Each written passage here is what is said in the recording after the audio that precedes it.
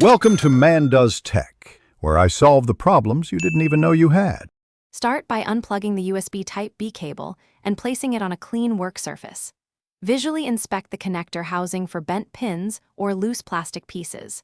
Run your fingers along the cable to find stiff spots, frays, or kinks indicating internal damage. Use a bright light and magnifier to see broken strands or exposed wires near the connector. Confirm you have necessary tools: wire strippers, a soldering iron, heat shrink tubing, and a digital multimeter. Measure and cut out the damaged section with sharp cutters and steady hands. Strip about 5 mm of insulation from each conductor using wire strippers matched to size. Slide appropriately sized heat shrink tubing onto the cable before joining wires. Twist matching color pairs and apply a small amount of solder to tin each exposed conductor. Solder the corresponding wires together with steady heat, avoiding excess solder that can short nearby conductors.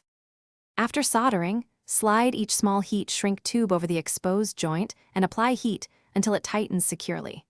Wrap the repaired area with additional insulating tape or a larger outer heat shrink for strain relief. Set a digital multimeter to continuity mode and check each pin and the ground for proper electrical connection.